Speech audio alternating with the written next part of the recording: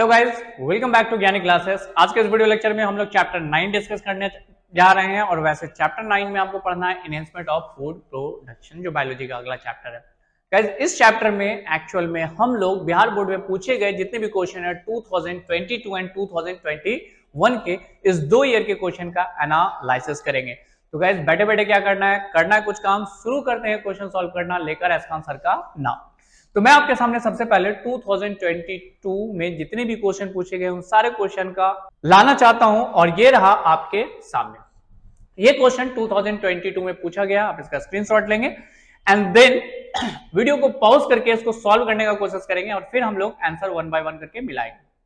Guys, सबसे पहले 2022 में जो क्वेश्चन पूछा गया वो क्या क्वेश्चन पूछता है कि Pusa Shubhra is a varieties of. तो सवाल सिंपल सा है कि इसमें ज्यादातर आपको क्वेश्चन वैराइटीज से रिलेटेड पूछेंगे, तो आप एक चार्ट बना लो एनसीईआरटी से कि कौन किसकी वैराइटीज है। जैसे Pusa Shubhra is a variety of cauliflower, तोचीन वैराइटीज, इस तरह की बहुत सारी वैराइटीज। और गाइस, अगर आपने वो लिस्ट को याद कर लिया तो आपके लिए बिल्कुल आसान है। वैसे अगले वीडियो में मैं उस लिस्ट को ही डाल दूंगा ताकि आपके लिए और ज्यादा आसान हो, खोजने की जरूरत ना पड़े। तो अगला बात करते हैं गाइस कि which type of protein is found in silk thread. मैं आपको प्रोटीन के बारे में एक नेचर दे रहा हूं कि प्रोटीन 2 नेचर का होता है, एक ग्लोब्यूलर प्रोटीन और एक फाइब्रस प्रोटीन। ग्लोब्यूलर प्रोटीन पानी में घुल जाएगा और जो फाइब्रस प्रोटीन होता है वो पानी में नहीं घुलता। तो ये जो थ्रेड बना है वो सिल्क वॉर्म से बना।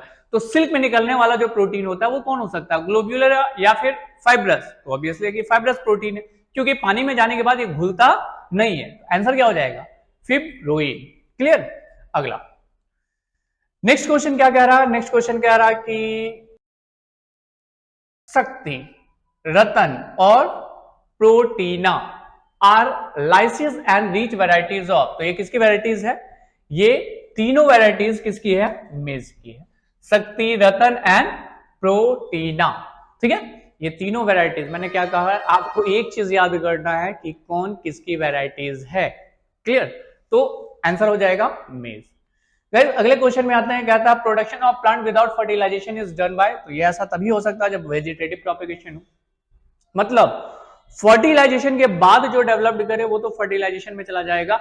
लेकिन वेजिटेटिव प्रोपेगेशन क्या होता है कि oldest part of the plant हम लेते हैं, कोई फर्टिलाइजेशन नहीं हो रहा और उसको हमने डाल दिया और नए प्लांट डेवलप कर गए, लाइक दिस।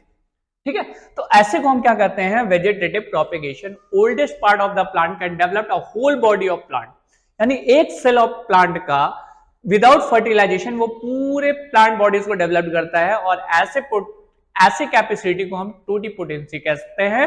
वैसे देखा जाए तो ये वेजिटेटिव प्रोपेगेशन कहलाता है।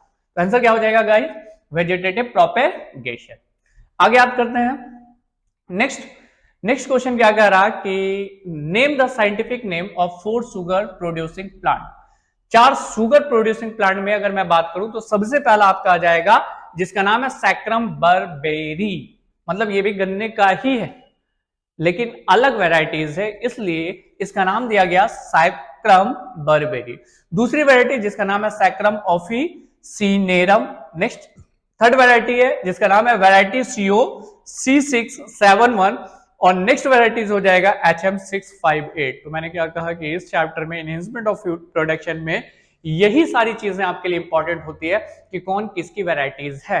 अगर ये आपको याद तो आपका सारा क्वेश्चन इजीली सॉल्व हो जाएगा। क्लियर। चलो नेक्स्ट आते हैं क्वेश्चन नंबर 21 में कितने क्वेश्चन पूछे गए हैं वो आपके सामने हैं। आप इसका क्या करोगे, फिर से स्क्रीनशॉट लोगे और मैं 1 बाय 1 करके इन सारे का आंसर दे रहा हूं।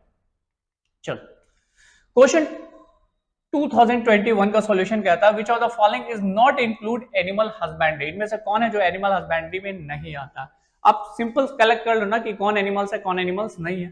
बीज एनिमल्स है, फिश एनिमल्स है, पोल्ट्री मुर्गी। ठीक है, मुर्गी अगर हम लेते हैं तो ये भी क्या बर्ड्स है लेकिन है तो एनिमल्स में ही ना, तो ये मुर्गी भी किसमें चली जाएगी, poultry farming, that is the animal. लेकिन ऑर्गेनिक फार्मिंग का मतलब they are related to the agriculture, not related to the animal husbandry, या फिर एनिमल से रिलेटेड नहीं। तो आंसर क्या हो जाएगा, आंसर हो जाएगा डी।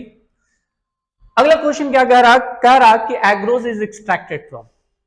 जेलीज खाए ना, जो जेलीज होता है उसमें एक जेल डाला जाता है या फिर जिसकी वजह से जेल बनता है उसका नाम है एग्रोज। क्लियर। और ये एग्रोज लिया जाता है सीवीड्स। जनरली सीविड्स को निकाला जाता है, ड्राइड किया जाता है, ड्राइड करने के बाद जो चीज लिक्विड के फॉर्म में अगर उसको जेलीज बनाना है तो इसी एग्रोज को उसके अंदर डाल दिया जाता है, वो हल्का जेली टाइप का हो जाएगा। क्लियर? तो आंसर क्या है? सीविड्स। एग्रोज कहां से लिया जाता है? सीविड्स से। ठीक है, किसी भी लिक्विड को सेमी सॉलिड करने के लिए हम इसका इस्तेमाल करते हैं, किसका? एग्रोज का। अगला थर्ड कहता है कि every living cell on plant can give rise to a whole body of plant, this property is known as, इस प्रॉपर्टी को क्या बोलते हैं? टोटीपोटेंसी। याद रखिएगा, ये एक प्लांट है। क्लियर? ये प्लांट की बॉडीज है, जैसा भी ये प्लांट है, और इस प्लांट में अगर मुझे एक नया प्लांट चाहिए तो हम इसका एक सिंगल सेल लेते हैं और कल्चर मीडिया पे ग्रो करा देते हैं। जैसे ये सिंगल सेल ग्रो करेगा, ये पूरे बॉडीज ऑफ प्लांट को डेवलप करेगा, root, stem, leaf, flower, fruits. ठीक है, एंड एक सेल, एक सिंगल सेल, कौन सा सेल है ये कोई सेक्स सेल नहीं है, जाइगोट नहीं है, ये है हमारे बॉडी की तरह का cell, this is called somatic cell. तो सोमैटिक सेल पूरे प्लांट बॉडीज को डेवलप किया, तो ऐसे प्रॉपर्टीज को बोलते हैं टोटीपोटेंसी। क्या बोलते हैं? टोटीपोटेंसी कहते हैं। तो ऐसा केस किस में आ सकता है आपको? This is the case of plant. Clear है गाइस? चलो इसका स्क्रीनशॉट ले लो। आंसर तो आपको पता ही है और मैंने कह ही दिया कि यहां पे आप थोड़ा सा ध्यान रखेंगे, आपका क्वेश्चन इजी वे में सॉल्व होगा। अगला क्या कहता है? कहता है विच वंस इज हाइड्रोफाइटिक प्लांट, इनमें से कौन सा है जो हाइड्रोफाइटिक प्लांट है? मैं आपको प्लांट दिखा देता हूं। आंसर तो ट्रापा है, वैसे आपने ट्रापा को भी देखा होगा, देखा है? एक्वाटिक पानी में है। ओपिंडिया, ओपिंडिया किसको कहते हैं? जिसको आप कॉमन लैंग्वेज में कैक्टस कह दो। ओपिंडिया के बाद अगला प्लांट मैं दिखा रहा हूं जिसका नाम है दलबर्गिया। वैसे ये क्वेश्चन कई बार रिपीटेड है, ये पानी में तो नहीं है। अगला नेक्स्ट कौन है? एकासिया, ये भी पानी में नहीं है। तो ये तीनों का तीनों टेरिस्ट्रियल प्लांट है, पानी में पाए जाने वाला प्लांट सिर्फ एक है और उसका नाम क्या है? ट्रापा। तो आप इस ट्रापा को याद रखना क्योंकि क्वेश्चन कई बार रिपीटेड हो सकता है, इस बार रिपीट कर जाए। अब इसका स्क्रीनशॉट लेंगे और आंसर की तरफ बढ़ते हैं। नेक्स्ट क्वेश्चन क्या कह रहा है कि what is micro propagation, what are the main advantage of producing plant through this technique? क्या मेथड है माइक्रो प्रोपेगेशन का? सिंपल सा बात समझिएगा, ज्यादा मैं टाइम लेने जा रहा हूं क्योंकि 2 मार्क्स का क्वेश्चन है, बहुत इजी वे में मैं लिखाने जा रहा हूं। Micro propagation is a tissue culture technique. ये क्या है? टिश्यू कल्चर टेक्निक, लेकिन एनिमल का टिश्यू नहीं बल्कि plant tissue culture. Use for the development a whole plant bodies from an old part of the plant. Plant का कोई old part ले लिए, रूट, स्टेम, लीफ, कुछ भी ले लिए, उस पार्ट को लेकर के हमने डाल दिया। कहता this capability of plant is known as totipotency. आपको पता है कि घर में जो गुलाब का फूल लगाया जाता है वो कैसे लगाया जाता है? कोई ओल्डेस्ट पार्ट है उसको काट दिया जाता है, उसके स्टेम को डाल दिया जाता है और वो नए प्लांट को डेवलप कर देता है। लेकिन इस प्लांट के स्टेम में अगर एक सिंगल सेल को लेकर के आप कल्चर मीडिया में भी ग्रो कराओगे तो बहुत सारे प्लांट को ग्रो करा सकते हैं। याद रखना, ये माइक्रो प्रोपेगेशन में आगे कहता है it is easy, safe and economical method, help in rapid grow of plant with a short time period. मतलब कम समय में अगर मुझे ज्यादा प्लांट ग्रो कराना है तो हम इसी मेथड का इस्तेमाल करेंगे। कौन से मेथड का? माइक्रो प्रोपेगेशन का। जनरल होता क्या है, अगर हम सीड का इंतजार करेंगे तो एक लंबा वेट करना पड़ेगा। क्लियर? लेकिन माइक्रो प्रोपेगेशन से सिर्फ एक प्लांट से हम कई हजार प्लांट डेवलप कर सकते हैं with a short time interval. क्यों शॉर्ट टाइम लगेगा? क्योंकि आप पहले उसके सीजन का इंतजार करोगे, फिर सीजन के बाद उसमें सीड बनेगा, सीड को बोगे तो एक नया प्लांट डेवलप करेगा। लेकिन यहां क्या है कि ऑलरेडी प्लांट है, प्लांट का सोमैटिक सेल लिए, उसको बो दिए और नया प्लांट डेवलप हो गया। तो दूसरी चीज क्या है कि बहुत सारे ऐसे प्लांट है जिसमें सीड जल्दी नहीं बनता, ना फ्लावर बन रहा ना सीड बन रहा, जैसे बम्बू ट्री। तो ऐसे केस में हम उसका क्या चाहेंगे कि क्योंकि वो तो सेक्सुअल रिप्रोडक्शन में जा नहीं रहा, सीड बना नहीं रहा, तो सीड को बोएंगे नहीं तो नया नहीं डेवलप करेगा। तो ऐसे केस में हम उसका ओल्डेस्ट पार्ट लगा कर देते हैं और वो पूरा बॉडी ऑफ प्लांट डेवलप कर जाता है, that is called micro propagation. आप इतना सा बात लिख दोगे, दैट्स सफिशिएंट फॉर 2 मार्क्स। हो गया गाइस? चलो अगले क्वेश्चन में चलते हैं। अगला क्वेश्चन क्या कह रहा है? अगला क्वेश्चन कहता है व्हाट इज इनब्रीडिंग। मैं आपको समझा दूं, ये भी इनब्रीडिंग का क्वेश्चन कई बार रिपीटेड है, पहले यहां तो समझ लो इनब्रीडिंग क्या है। Inbreeding is a mating of organism closely related individual within same breed for 4 to 6 generation, it result increase homozygosity. The harmful genes are eliminated and select a desirable gene, that is pure line. आगे क्या कहता है, continuous inbreeding result fertility and productivity called inbreeding depression. Inbreeding क्या है? Inbreeding में हम क्या करते हैं, क्लोजली रिलेटेड स्पेसीज लेते हैं और उसका ब्रीडिंग कंटिन्यू 4 to 6 जनरेशन तक कराते रहते हैं। उससे फायदा क्या होता है कि जो डिजायरेबल जीन है वो स्टोर हो जाते हैं और जो अनडिजायरेबल जीन है वो हट जाते हैं। क्लियर?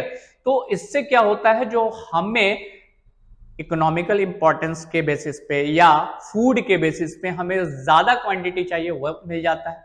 लेकिन इनब्रीडिंग में कुछ डिफेक्ट भी है, कहता है कि कंटिन्यूअस इनब्रीडिंग करने से उसकी फर्टिलिटी रेट कम मिलती, तो इसको हम लोग कहते हैं inbreeding depression. Clear?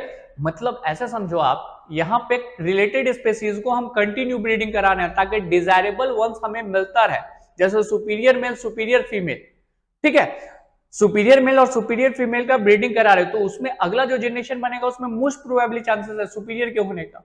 Clear?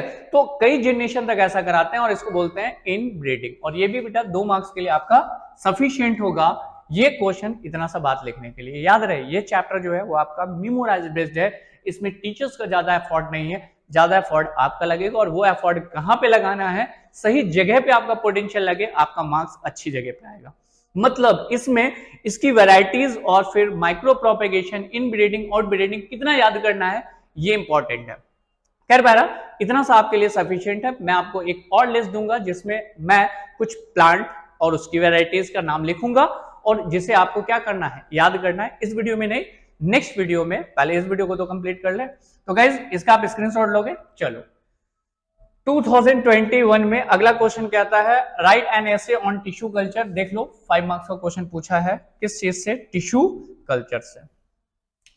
Tissue culture में मैं फिर से आपको वही चीज समझा रहा हूं कि टिश्यू कल्चर में हम क्या करते हैं, plant tissue culture is the technique of maintains and growing plant cells, tissue or organ, especially on the artificial sterilization, sterilized nutrient medium under controlled environmental condition.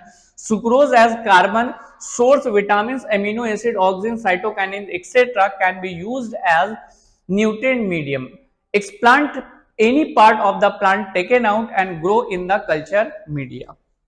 मैं आपको थोड़ा फोटो के बेसिस में समझा देता हूं, एक बार फिर से समझ लो आप कि ये हमारे पास एक प्लांट है, सही है, जैसा भी प्लांट है, थोड़ा सा खराब ही सही। तो ये जो प्लांट है, इस प्लांट में यहां पर बहुत सारे सेल्स होंगे, उसको जब हम निकालेंगे तो इसमें हमें माइक्रोस्कोप में देखेंगे तो इसके अंदर क्या नजर आएगा, आपको सेल नजर आएगा, टिश्यूज। और सबसे पहले एक बात याद रखना कि कल्चर मीडिया होता है। अभी जो एग्रोज जेल जो हमने यूज किया था, इसी से हम एक कल्चर मीडिया बनाएंगे जिसमें सुक्रोज और भी जो चीजें हैं वो डाल देंगे। इसका सेल लेंगे और सेल को हम यहां डाल देंगे। कुछ समय के बाद सेल लेबोरेटरी में ग्रो करेगा, आसपास कोई माइक्रोब्स नहीं हो, सही से ये ग्रो करेगा और एक मास लाइक स्ट्रक्चर बनाएगा और इस मास लाइक स्ट्रक्चर को हम नाम देते हैं गाइस कैलस नाम देते हैं। फिर कैलस के बाद यहां रूट और स्टेम डेवलप्ड करेगा। क्लियर? अब इसमें क्या है कि इसमें आप मान के चलो कि इस प्लांट में सीड बन रहे हैं, 1 2 3 4 सीड बना, सही है, 40 भी बन सकता है। तो मान के चलो जितना सीड बना उतना ही प्लांट का एक्सपेक्टेशन आप कर सकते हो ना, कि 4 अगर सीड बना तो 4 तो प्लांट होगा, 5 सीड बना तो 5 प्लांट, चलिए 50 सीड होगा तो 50 प्लांट बनेगा। लेकिन गाइज अगर मुझे 5 लाख प्लांट चाहिए तो सीड से पॉसिबल नहीं है, लेकिन इससे पॉसिबल है। क्यों? क्योंकि एपिकल मेरिस्टेम में कई लाख सेल होते हैं, जितना सेल कलेक्ट करके कल्चर मीडिया में लगाएंगे उतना ज्यादा क्या होगा, प्लांट ग्रो कर जाएगा। तो ये शॉर्ट मेथड है। दूसरी चीज, बहुत सारे ऐसे प्लांट होते हैं जिसमें सीड बनेगा ही नहीं, तो उसको हम लोग इस तरह से यूज करते हैं। बहुत सारे ऑर्नामेंटल प्लांट आते हैं जिसका सीड नहीं होता है, लेकिन हाँ फिर भी उसको ग्रो कराया जाता है with the help of tissue culture, that is called plant tissue culture. मैं इसको मिटा रहा हूं। नेक्स्ट आपके सामने जो स्क्रीन आपको वर्ड लिखना है वो आप लिख लो, क्योंकि समझाने का काम था जो मैं समझा दिया। ठीक है, वैसे देखा जाए तो 5 मार्क्स के लिए सफिशिएंट नहीं है, इसमें और भी आपको लिखना पड़ेगा। क्या? इसका टेक्निक, और टेक्निक ये है सेल्स कलेक्ट फ्रॉम, जो मैं बोल रहा हूं अगर हो सके तो उसको लिख लीजिएगा, अ cells collect from the apical meristem which was cultured on the culture media contain nutrient. On the culture media, these cells will grow into the callus.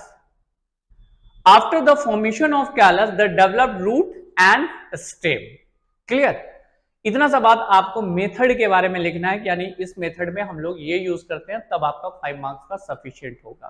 Clear? और एक और लाइन जोड़ लेना कि the plant cell have the capacity that is whole body of plant can develop क्या in a somatic cell, this is called totipotency. तो इतना line जोड़िएगा तो 5 मार्क्स के लिए सफिशिएंट है. पहले ये लाइन एंड देन जो मैंने टेक्निक आपको समझाया वही टेक्निक को बाय वर्ड लिख दीजिए और टोटीपोटेंसी वर्ड को रिप्रेजेंट कर दीजिए. 5 मार्क्स के लिए सफिशिएंट है. तो गाइज आज का हमारा वीडियो लेक्चर यहीं खत्म होता है. आज के लिए क्या है, थैंक यू एंड बाय.